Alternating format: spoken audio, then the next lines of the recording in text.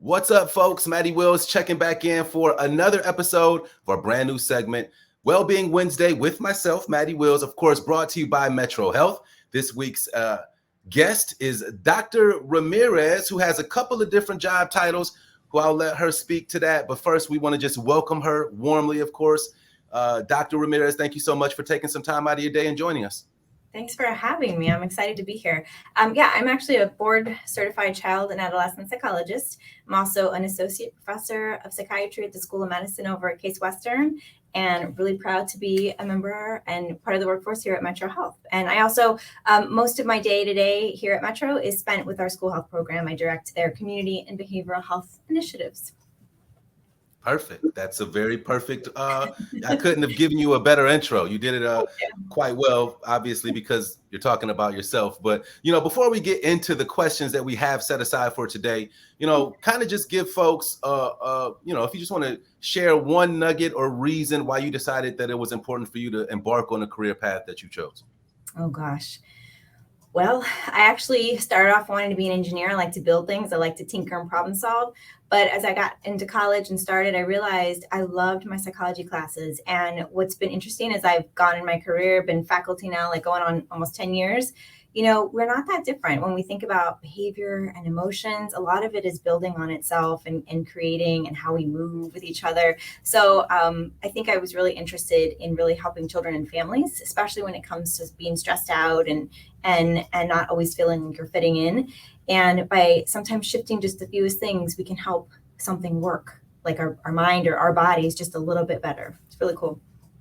Wow, that was that's dope. I like to ask those kinds of questions because it kind of humanizes you guys. We see you as doctors, and I'm sure you experience those interactions, but just to kind of make that connection. So very positive. I appreciate that. So you mentioned children and the kids. So today we're talking about Metro Health's school health program. We know that schools are about to kick off all around Northeast Ohio.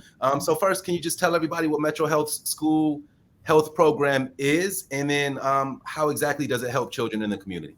Sure. Yeah. Mine is a warning. I like to talk a lot, so I'll keep it short. Like our school health program, we're going into our 9th year, which is pretty wild to think about. And what it is we kind of take our primary care services, put them either on wheels. We have a mobile unit that has it's a beautiful mobile unit, 2 primary care rooms. We have either a nurse practitioner or a doc on there.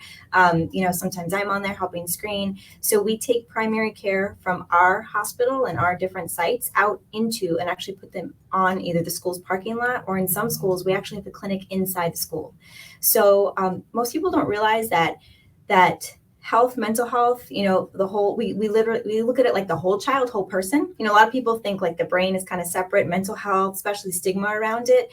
But there's sometimes where, your mental perspective can make physical conditions worse or better, and sometimes when you're really feeling a certain way, it can help, it can really bring things down. And so there really is that cycle and that feedback. So in school health, we really try to meet children and families where they are. So we know that, it's hard sometimes for caregivers and parents to get off work to take their child to the doctor. Me too. I'm a full-time parent, work full-time, get my child to the doctor. Sometimes I'm like, man, where am I supposed to find time? It's important, but there's a lot of things to prioritize. So we really we love to be in the community. That's part of Metro's mission. So we take our services, and almost anything you can do at a pediatrician's office, the schools that we're in, you can do it there too. That's really fascinating. And it kind of leads into the second question. And you mentioned the stigma that is around even the terminology, just mental health. Aside from, physically moving yourself and your unit into the community, are there any other ways that the school helps to kind of alleviate from the stigma of mental health? Well, so remember back to the engineering, I kind of think in things a lot of systems. So Metro, we're a health system, and that's how people see us. A lot of people think like we're primarily physical health. Schools are, a lot of people will think they're primarily responsible for educating, right? So building up knowledge and, that. And then there are other people in the community, there are mental health agencies, other agencies, community agencies that come in and try and build up that self-esteem. We talk about social emotional learning is a big thing that schools try to do, like emotional intelligence, but sometimes people forget that they all actually really interact very, very importantly. So if a student is distracted because they're not sleeping or because they have asthma and they can't breathe, right? That's going to make it really hard for them to pay attention in school. If a student is distracted because of something that happened at home the night before or in their neighborhood or something they saw on the news, right? Or because of something that happened on social media, that morning, or, beef that people forget, like things, carry over, especially with children. It's hard sometimes to draw those lines.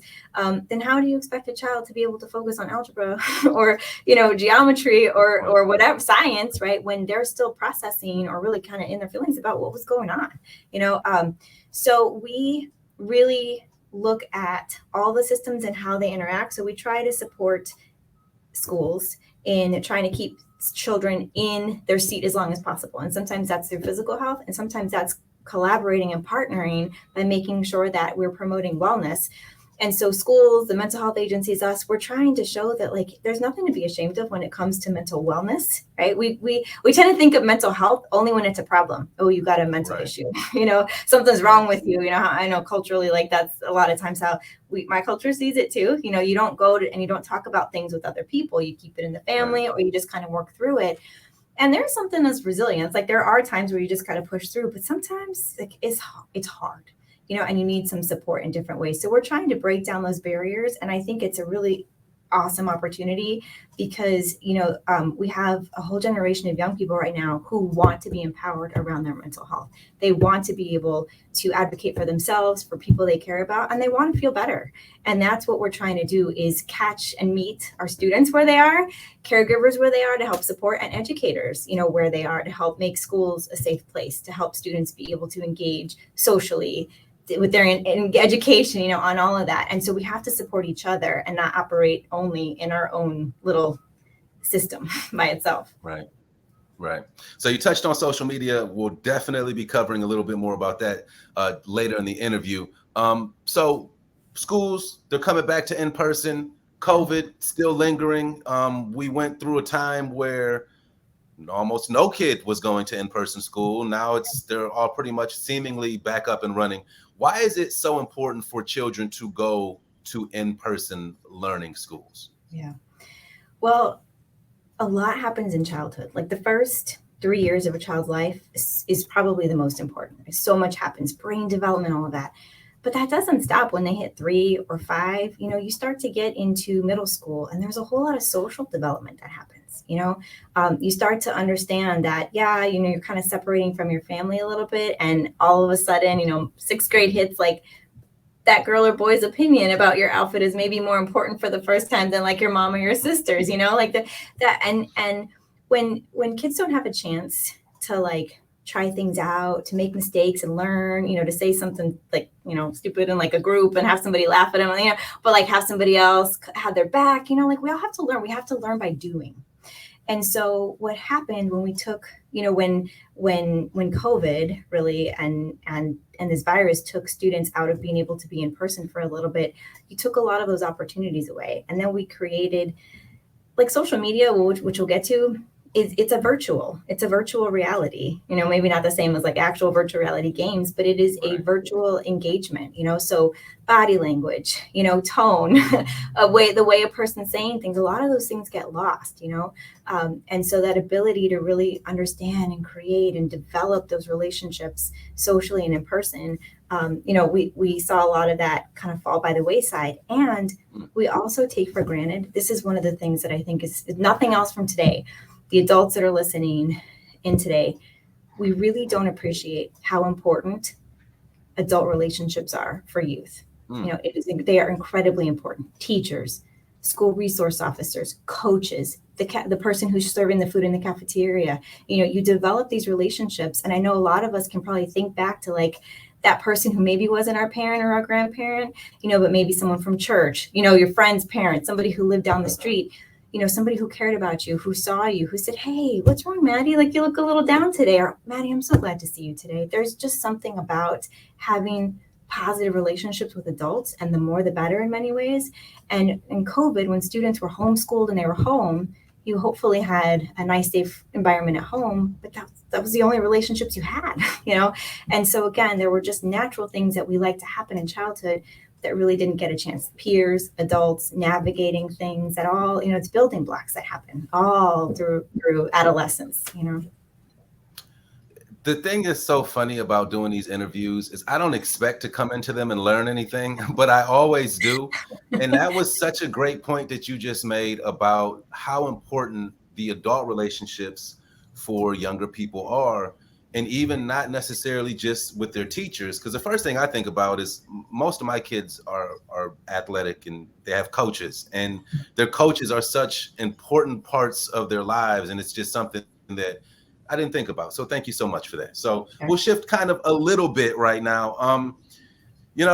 This is kind of a tougher subject, but I don't want to mince any words. So I'm just going to read it right off of here. It says, suicide is on the rise, especially among young Black girls. So can you talk about why that is and how we as a community can recognize any warning signs with that? And also, if you just want to even touch on why you think they're on the rise, I think that would be important as well. Yeah. So suicide can be a really scary topic for a lot of people, right? Because we don't want to talk about our young children hurting themselves or being in distress or doing something like that, right? But we do have to talk about it because it's something that I think happens more than we know. And when we don't talk about it, we don't open up safe spaces. So a few things, one is some of the most cutting edge research being done out of Columbus, like by Dr. Sheftal, Ariel Sheftal. She's looking exactly at like why all of a sudden we start to see this blip, especially with young Black women starting as young as like 9 and 10, where the rates increase much faster than either their male counterparts or their white female counterparts. There's this rise that happens. We don't know exactly why. There are a lot of reasons that we think it's happening. I think there are things like earlier use of social media, which there's some evidence there. We also know that around 9, 10, when you're starting to hit that like pre-puberty, puberty age, bodies are changing. Again, we started to talk about, you want to fit in with the group. You want to be, you want to get attention. You want to have acceptance. And our Black women especially, there's a lot of racism, a lot of discrimination that happens. And for youth, that's its own form of trauma and stress that happens. We know that, sometimes if you don't have safe spaces to be able to talk about how to develop coping skills, how to work through things, I think a lot of adults right now try to, there used to be the term helicopter parents, right? Where, you knew everything that was going on. There's kind of a term now that I've heard more almost like snowplow parents, where you try to move things out of the way so your children don't have to experience any distress.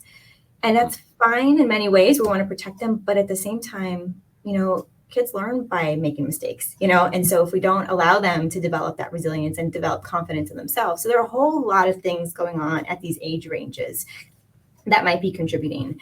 So I think, especially, it's really interesting. I think for a lot of our young brown too, we see high rates in our Latinx and our Latina female, teenagers and stuff. But with our young Black women, I think a lot of them fly under the radar, and you start to see this in that when that identity formation is happening, there are so many pieces, so many parts where if mental wellness is not talked about, if you don't feel seen and valued, that's really hard, especially with those adult relationships. So we don't quite know exactly what's going on, but there are lots of ways to protect, and I think, we know the risk is there and the risk is what it is. And so we're trying to figure out how to change it, but until we can, we have to protect. And we call those protective factors. And so those are those meaningful adult relationships. Number one protective factor. We also know that being able to talk about things, if you start to, and the reason those adult relationships, one of the reasons it's so important is when you start to see, the train's on the track, everything's going okay, and all of a sudden it goes off the track. If nobody's paying attention and there's no valued relationship, it's not until it's way off the track that somebody's finally saying, wait a minute, this child is writing things or is things like cutting themselves or really withdrawing, total changes. So you want to, be able to notice some of those subtle changes. Suicide is not a mental health diagnosis, it's a symptom. And if you dial back, those suicidal thoughts, they come from hopelessness, from distress, from, feeling like there's not a lot of trust that things can get better. And that's where we need to rally around our young people and really start to listen when they're telling us the things that are bothering them, give them ways to help work through, but also when things are too much, help lift them up in ways that are getting them to mental health or getting them involved in things, or making sure they're coming out of their rooms and eating and sleeping and being able to do the things they enjoy. Those are some of the things when you start seeing those changing, you know something's probably up. That actually, you led us right into our next question as well. So I'll give you another opportunity, just if there's anything that else that you wanted to touch on regarding that. But you mentioned, helicopter parents versus snowplow parents, and just the idea of being more proactive in a solution rather than just being reactive to what's going on. Is there any advice you can give to just, whether it be parents or just adults who may be around younger people? Mm-hmm. I think, I don't want to give the impression that like supervision is bad, or that you want your kids to have to feel every distress, but a lot of it is balance and being able to, and the fact of the matter is, and I don't know how old you are, Matty, I'm in my 40s, but like when I was growing up, it was a very different childhood than when now my kids are growing up, so the things that worked for me are not necessarily going to work for my children. I didn't have social media, I didn't have to navigate those kind of things.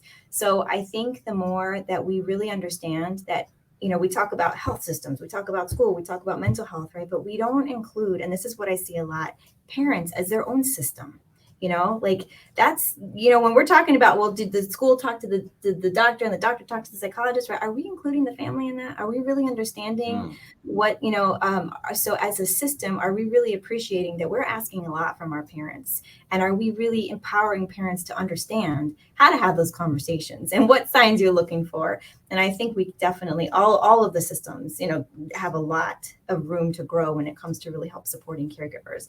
And I think caregivers don't always trust the systems, and I understand that too. So there's a lot of room again to build up that trust, and also really help give strategies and start to understand and recognize, these are ways that we can help support you, and also ways that you can support each other, giving room for that to grow too. Because there's really the networks that used to exist now are replaced by some of these social networks, but they're different.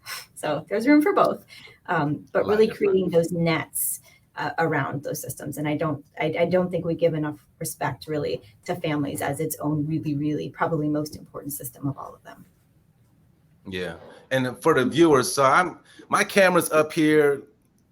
Dr. Ramirez on my screen is over here. So it's looking like I'm looking away. I don't know. It looks, every time I look at myself, I'm like, what are you looking at? But I promise that I'm looking at our guest. So we'll wrap with this, another two-part question. And we've talked about social media, and everybody has an opinion about social media. To go back to what you said, I'm 39. So it was a little bit different for me with growing up as well. And I'm sure that my children are tired of hearing me tell my old war man stories about having to walk to school in snow and things of that nature. But things are different.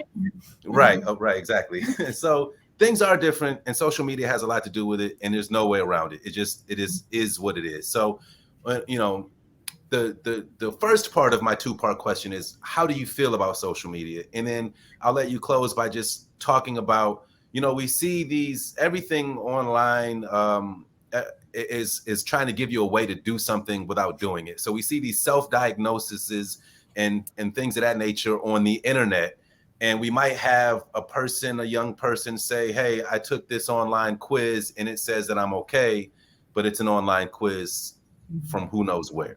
Mm-hmm. So you can talk about social media and just talk about people diagnosing themselves, themselves on social media or other parts of the internet, just how you feel about both.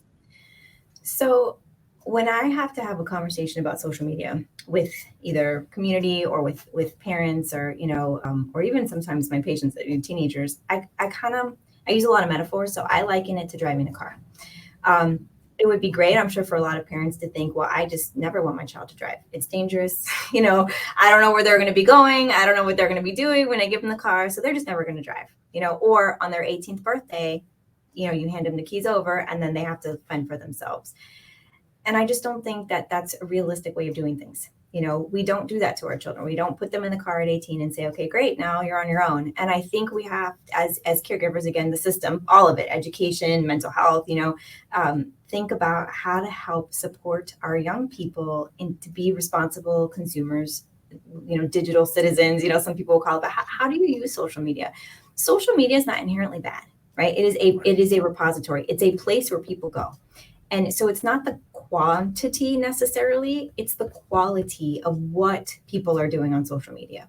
So if you're somebody who comes in and you already are confident, you go on social media mainly to look up recipes or to look up, whatever it is you're really into. I had one young woman one time, she's like, I love cats. So all of my, check this out, the algorithm is all cats, And so this young woman, she doesn't see a whole lot of negativity on social media. Right. She's on there. She's made a couple friends who also like cats, but the majority of her social interactions are real life friends, right? Offline friends, call them. And so that young woman is probably experiencing social media very differently than maybe somebody who got onto social, and she's in high school, someone who got onto social media when they were, sixth grade, maybe earlier. We're seeing a lot more like fourth graders on social media who are, their algorithm is TikTok talking about, body image, makeup, these dances that they're doing, maybe sexualized content, right? Which again, if you have an adult who is around to help you process some of these things, I mean, that's a little early. I think fourth grade is probably I would say professionally, it's probably early for much of social media. So I think we have to, just like we do with cars, we have to teach our children early on about, how like social justice around that, and how there are many people who make a lot of money on social media and they want to target people, and they do that by ads. They do that by making you think you need something. Or, if there's something like, let's say it's a young person, you don't like your nose, they're going to sell you a bunch of makeup to try and, teach you ways to contour it. And that's capitalism, right? That's kind of how they do that. So how do we teach kids young to start to sift through some of that and to understand who's kind of trying to victimize me or who's trying to like take advantage of certain things? And how do you recognize that? There's also, understanding the digital citizenship of how people talk to each other on social media. How do you disengage from conversations? How do you engage in conflict responsibly? But there are a lot of times where I'm seeing somebody in my office for depression or anxiety based on things that have happened on social media. Somebody, so teaching children young, these things don't go away. You post something on Snapchat, it's easy to snap it, or, TikTok, those videos can get shown if you're not private, So a lot of conversations, there are a lot of resources about to have that. So, I think that's your first question was like, how do I feel about it? And I don't remember now. I told you. The second one was just so the online self-diagnosis is yes, diagnoses or whatever the word yes. is. So I do see that a lot too. Sometimes I'll have a new patient come into my office and they're like, here are my three. Like I have a personality disorder and depression and bipolar. And these are the quizzes to prove it, So on one hand, I think it's incredible that there's so much information, and mental health is now something like, do you want to take a quiz about, your mental health, or do you want to like learn this makeup tutorial? It's as accessible as so many other things. And I think that is helping destigmatize it. A lot of people are talking about it's okay to not be okay. The suicide numbers that are out there now, people talking about their struggles. The downside is that, if you take that as professional advice, those are pretty serious diagnoses, that we're talking about, but they can be an opening to talk to your pediatrician or your doctor about, to go to your parent about, and say, hey, I think something might be wrong, or I think I may need some help.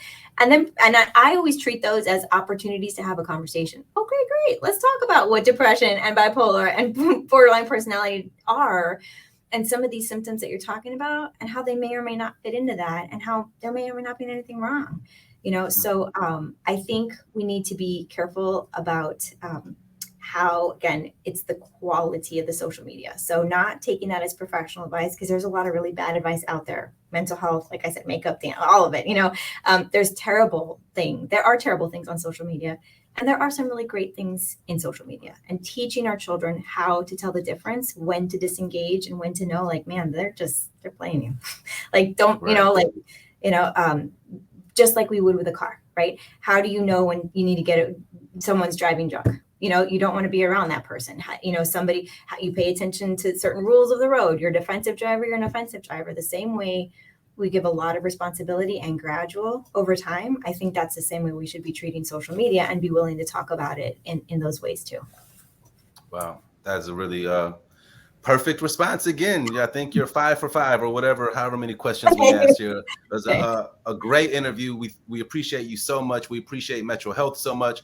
One thing to button up what you just went over, I know that I say all the time, check your sources. Like, that's one thing that I'm strong on. Even if I'm engaged in an online debate about our Cleveland Browns football team, if somebody brings me an article, I'm like, yo, did you see who wrote this article? So just check your sources, make sure that you're getting information that's coming from a reliable place.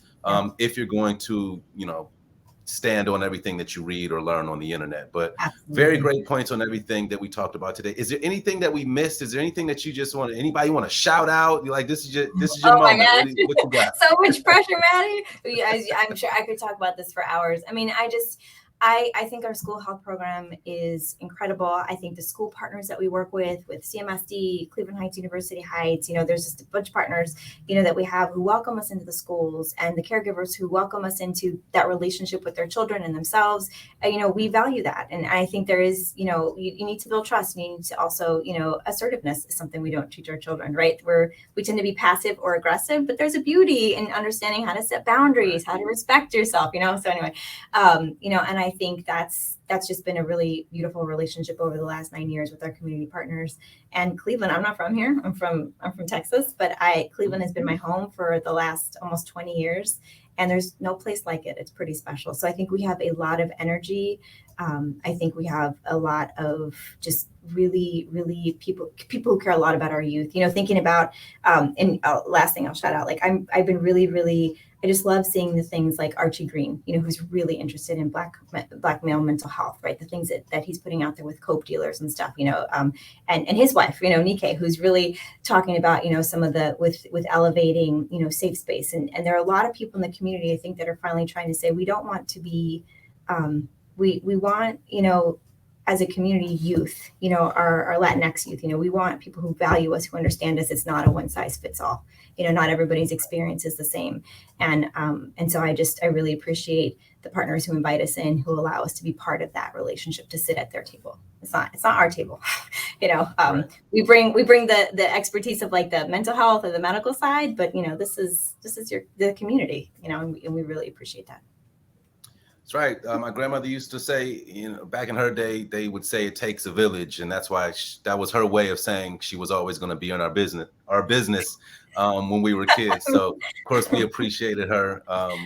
Rest up, Graham. But again, Dr. Ramirez, thank you so much for your time.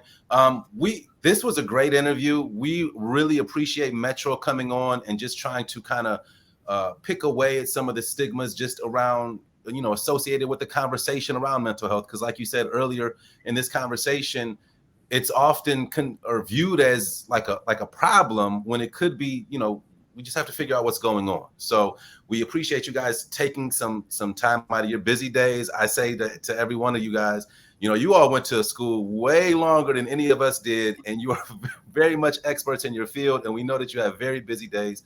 So anytime you can afford us, we greatly appreciate. And we'll have this up. Viewers, listeners watching this right now, if any of this impacted you in any way, please feel free to share the video with whoever in your life needs to see it, repost it, whatever you got to do. And again, Dr. Ramirez, thank you for your time. We'll be talking with another representative from Metro Health soon. So stick around.